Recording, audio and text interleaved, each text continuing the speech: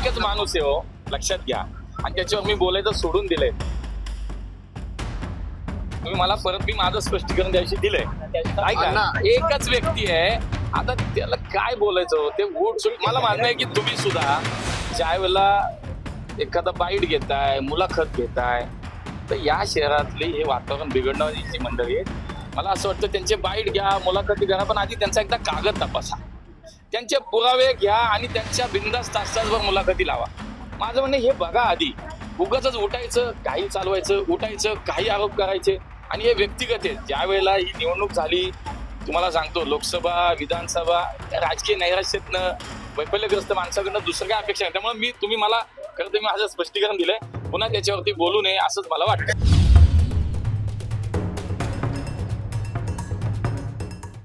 एक वेगळी संस्कृती आपल्या सगळ्यांना अनुभवायला मिळते. पुणे हे वैश्विक स्तरावरती, देश पातळीवरती वेगवेगळ्या अर्थानं स्वतःचं एक स्थान राखून आहे.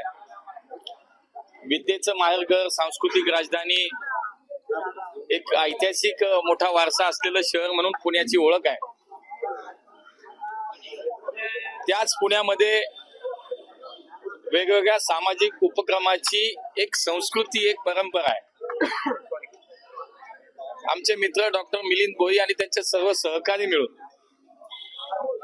गेले 30 वर्ष सातत्यानं आजच्या दिवशी पुण्यातील आमच्या या अग्निशमन केंद्रातील दलातील जवानांना भाऊबीजेच्या निमित्तानं औक्षण करण्याचा, त्यांच्याप्रती कृतज्ञता भाव व्यक्त करण्याचा कार्यक्रम करतात. आणि मी न चुकता गेले अनेक वर्ष या कार्यक्रमाला कुठेही असलो तरी इथं येतो, कारण याच्यामधला जो सामाजिक आशय आहे, जो सामाजिक भाव आहे, हे पुणेकर जपताना आपल्याला पाहायला मिळतं, अनुभवायला मिळतं. आणि म्हणून आपल्याही लक्षात येईल की या ठिकाणी अनेक वेगवेगळ्या प्रकारचे राजकीय पक्षाचे प्रतिनिधी दिसत आहेत, सामाजिक संघटनांचे प्रतिनिधी दिसत आहेत, वेगवेगळ्या शहरामध्ये काम करणारे NGOs आपल्याला दिसत आहेत. त्याच्या मागचा भाव हाच आहे की पुण्यामध्ये हे सामाजिक उपक्रम, एक मोठा सामाजिक कार्याचा वारसा आणि परंपरा असलेल्या शहरामध्ये आजही सुरू आहेत. आणि म्हणून या जवानांच्या प्रती आपण आपले सण उत्सव साजरे करत असतो, परंतु हे जवान असतील, आमचे पोलीस असतील, महापालिकेचे आरोग्य कर्मचारी असतील, हे यांचं कर्तव्य बजावत असताना आपला सण हा सुरक्षित व्हावा, हा मंगलमय व्हावा, चांगला व्हावा यासाठी काम करतात. आणि त्यांच्या प्रतीच हा कृतज्ञता भाव व्यक्त करण्यासाठी आमचे मित्र डॉक्टर मिलिंद भोई आणि त्याची टीम या कार्यक्रमाचे आयोजन करतात. वर्षभरात अनेक अशा वेगवेगळ्या प्रकारचे सामाजिक आशय असलेला, सामाजिक बांधिलकीच्या जाणीवेतून केलेला उपक्रम भोई प्रतिष्ठानच्या माध्यमातून होता. मी आता भाषणात मुद्दा जो उपस्थित केलं की टोकाची टीका करतात, टोकाची भूमिका म्हणतात, काय नेमकं तुमचं म्हणायचं? नाही, मी त्याच्यात तुम्ही व्यक्तिगत घेऊच नका. मी माझ्या शहराचं वैशिष्ट्य सांगितलं, माझ्या शहराची परंपरा सांगितली, शहराचं वैभव सांगितलं. शहरामध्ये आज आमच्या प्रत्येकाची ही जबाबदारी आहे की कुठल्याही पद्धतीने या शहराचं हे वैभव टिकवणं, या शहराची परंपरा कायम राखणं ही त्याच्या मागची भावना आहे. पुणे महापालिकेचा एक प्रश्न आहे. महापौर असताना निलेश नवलाका एक बिल्डर आहे, त्यांनी आता सोशल मीडियावर एक व्हिडिओ व्हायरल केलेला आहे की महापौर असताना तुम्ही त्यांचं काम बंद पाडलं. हे बघा, मी घेतली माहिती. विचार करा की ज्या वेळेला या शहराचा महापौर म्हणून मी तिथं काम करतो, तेव्हा या शहरातले नागरिक अनेक वेगवेगळ्या प्रकारच्या समस्या घेऊन माझ्याकडे येतात. बाणेर बालेवाडीतले काही शेतकरी माझ्याकडे त्यावेळेला आले होते. मला आठवलंय नाही 5 वर्षापूर्वी काय घडलं, मला ते काल व्हिडिओ पाहिला, पण मी त्याची माहिती घेतली. आणि बाणेर बालेवाडीतले बालवडकर नावाचे काही शेतकरी त्यावेळेला आले आणि त्यांनी सांगितलं की ही खोटी मोजणी करून या बिल्डरनी ही प्लॅन सँक्शन केलाय आणि त्याच्यामध्ये काहीतरी अनियमितता आहे, त्याच्यामध्ये काहीतरी चुकीचं झालंय.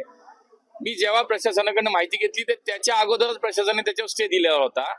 मला असं वाटतं 4-4, 5-5 वर्ष ज्या एखाद्या कामावरती स्टे असतो तेव्हा त्याच्यामध्ये महानगरपालिका प्रशासन, आता मी तर महापालिकेत नाही, महापालिका सोडून मी 5 वर्ष झाली. मला असं वाटतं त्याच्यानंतर तर 3 वर्ष मी लोकप्रतिनिधी पण नव्हतो, आता 1-1.5 वर्ष मी पुन्हा लोकप्रतिनिधी झालो. हे असं कुठून तरी 5-6 वर्षापूर्वी. आणि बरं, याचं उत्तर महापालिका प्रशासन देईल ना. आणि कोणी उठायचं काही आरोप करायचं.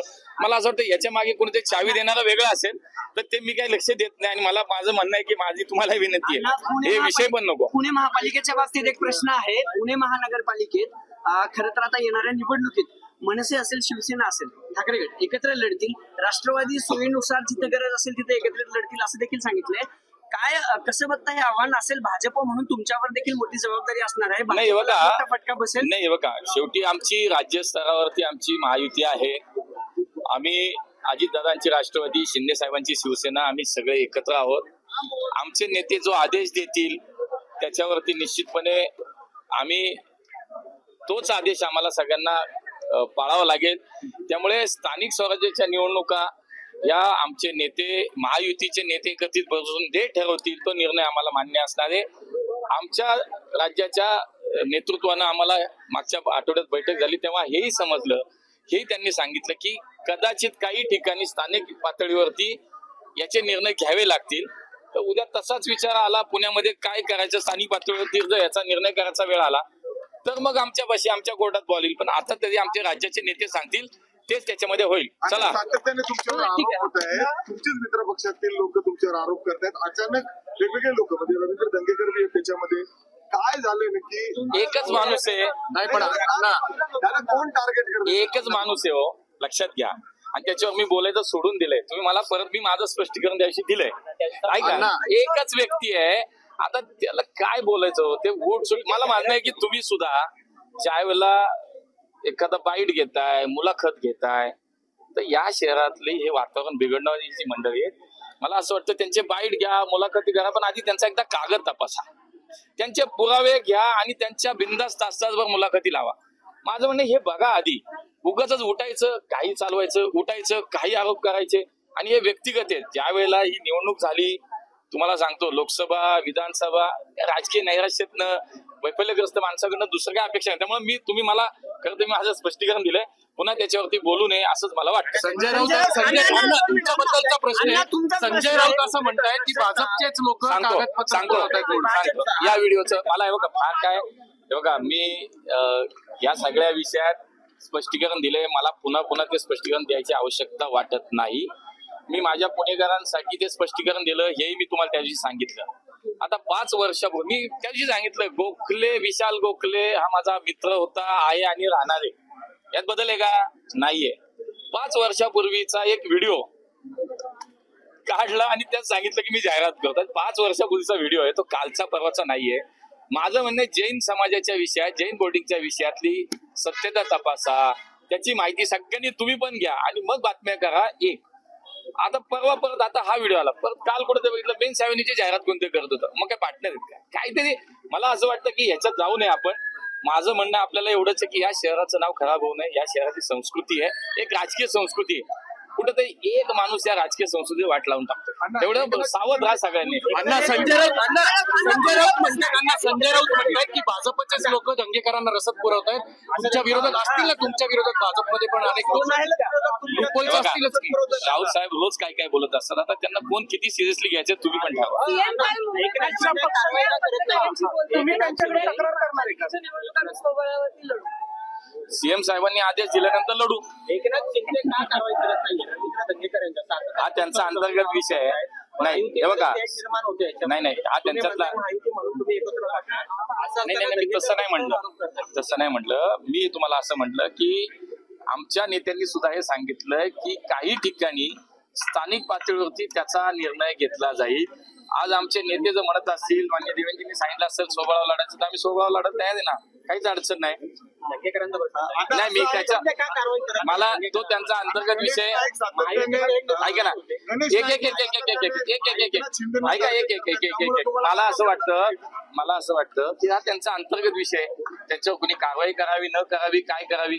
आता ज्यावेळी त्यांना हे कळेल की काहीच आधार नसलेला विषय सुरू आहे आणि काहीच त्याला बेस नाही, त्याला नाही पुरावा नाही, त्याला काय आधार नाही, कागद, तर शेवटी त्यांच्या नेतृत्वाला तो विचार करावा लागेल.